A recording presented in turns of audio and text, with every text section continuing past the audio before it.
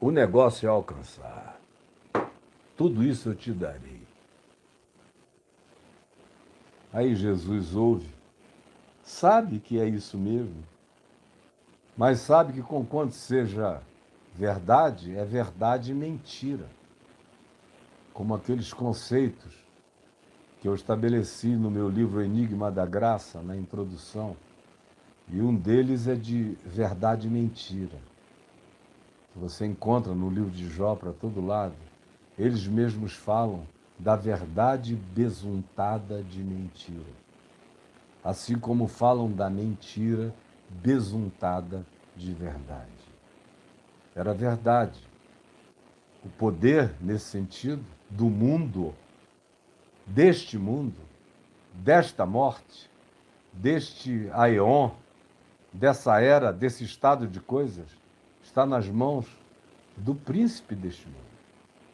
Agora, a vitória de Jesus estaria em poder dizer o que ele disse. E ele nada tem em mim, nada. Não tem um anzolzinho. Ele não deixou uma minhoca de sedução em mim, nada. Eu varri tudo, tudo, absolutamente tudo. Quando eu disse, ao Senhor teu Deus adorarás, e somente a Ele tu darás culto. Ele não está prometendo caminhos fáceis. Não está prometendo nos poupar de aflições.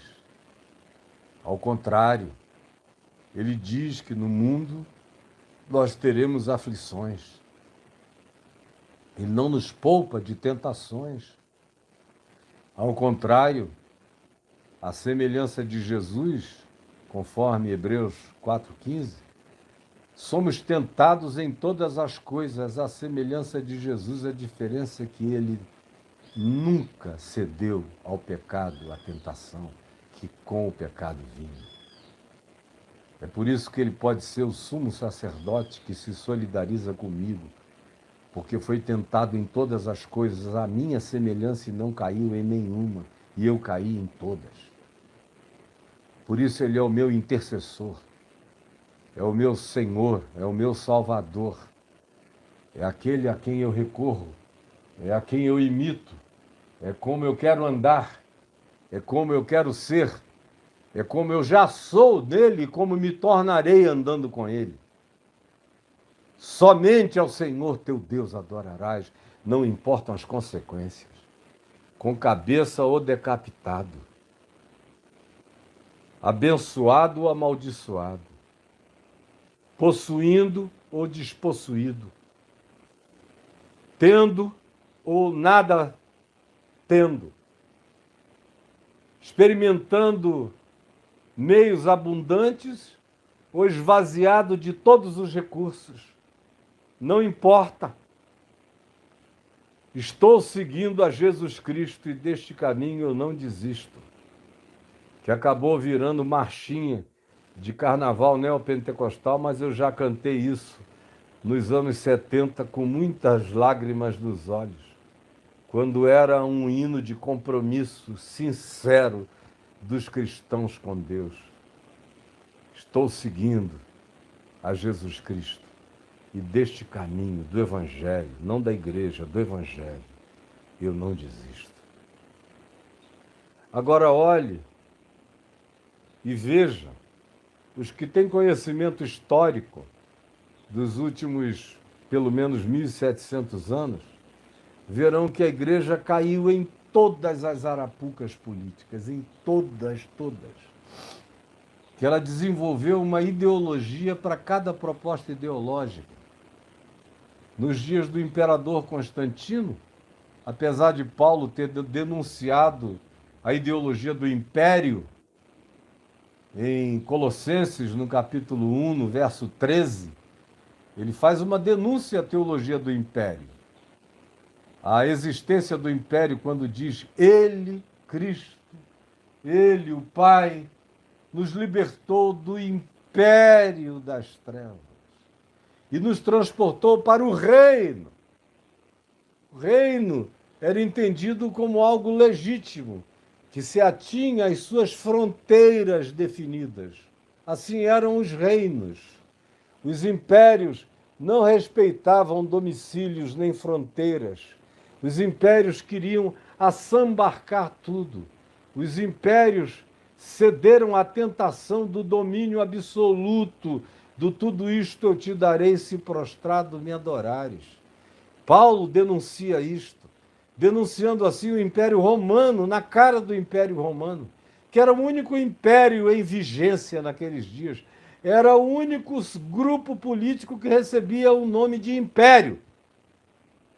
E Paulo diz, ele nos libertou do império das trevas. Era como em plena ditadura dizer, ele nos libertou da ditadura das trevas. Era como em meio a uma república religiosa fanática como a do Irã dizer, ele nos libertou da república da dominação fanática e nos transportou para o reino do Filho do seu amor. Era uma denúncia ao império, em contraposição ao reino, que carregava a ideia de legitimidade, de transferência dinástica ou de aprovação da maioria do povo no reconhecimento de que uma dada pessoa tinha o direito, ou poder, ou a experiência, ou a maturidade para presidir o povo dali para frente. Havia uma diferença que não era sutil.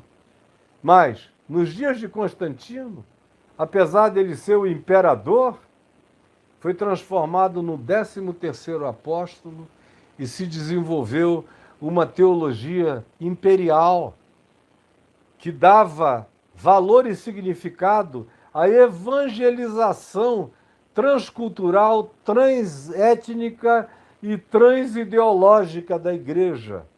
Ela podia ir para o mundo inteiro em nome daquele imperador que era o representante de Cristo, era o 13º apóstolo, era o inaugurador de uma nova era, e estabelecer aqueles postulados, muito mais os do império do que os do reino de Cristo, é claro.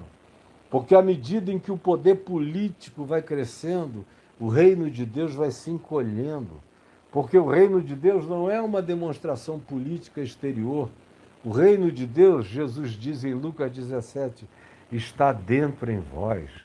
Paulo diz, o reino de Deus não é comida, nem é bebida, nem é opulência, nem são castelos, nem são expressões de exterioridade.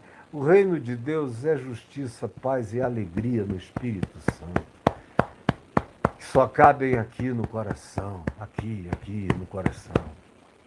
E aí, foi inventando para cada situação uma teologia. Quando precisaram se relacionar com os reis locais de grupos menores, a teologia do reino de Deus foi desenvolvida para se adaptar àquela realeza. Você veja que até o dia de hoje, assistindo a coroação do Charles III, lá na Inglaterra, o Charles III na Inglaterra, você viu como ele é o representante, é o cabeça da igreja da Inglaterra. Ele diz, tem uma teologia toda de que ele é a representação do domínio de Deus. Através da coroa e expressão do domínio de Deus através da igreja e dos poderes constituídos na política. O cristianismo sempre deu esse jeito. Quando, por exemplo, nos Estados Unidos da América veio a vigir a democracia, você vê que as igrejas de modelo que mais cresceram desde o início lá foram aquelas congregacionais, onde o povo democraticamente elegia o seu pastor. Um governo democrático, uma igreja democrática, com sucessão mais ou menos semelhante à dos presidentes, de 4 anos ou 5 anos, nesse mesmo rodízio. Vão fazendo adaptações. Aí vocês vejam, por exemplo, aqui no Brasil, no tempo da ditadura, surgiram os pastores dinásticos, que ficavam 20, 30 anos no poder. Porque se era assim no Estado constituído, por que não seria assim na igreja constituída, que se declarava como obediente ao Estado e às suas autoridades, não importando a natureza ideológica, os princípios, as práticas, as tendências, aquilo que se advogava como pretexto de dominação, não interessa. É uma autoridade? Foi constituída por Deus. Aí interpretavam Romanos 13, valendo qualquer coisa em qualquer direção. Se está aí, foi Deus que estabeleceu. Vamos fazer caramuru, caramuru, nos dobrarmos diante desses satanases, porque a teologia foi mais adiante e disse que esses satanases foram postos para serem objetos da nossa obediência, foram postos por Deus. Quando, na realidade, Paulo, em Romanos 13, só está lidando com um princípio. Quando a autoridade é boa, ela louva quem pratica o bem. Quando ela é má, ela pune a quem pratica o bem e exalta os que praticam a maldade. Então há uma referência do que seja autoridade de Deus e não seja autoridade de Deus ali. Está praticando o bem? Está deixando as pessoas viverem em paz, no mínimo? Não está explorando de maneira devastadora até a morte? É minimamente razoável? Não por amor a Deus, mas por amor à sociedade, a gente vai contribuir com o que pode. Agora, se levanta para matar, roubar e destruir, eu serei um desses que serão destruídos, ou mortos, ou vilipendiados, mas eu mesmo não me entregarei. Eu estou do lado dos apóstolos e dos profetas. Eu sigo a Jesus de Nazaré.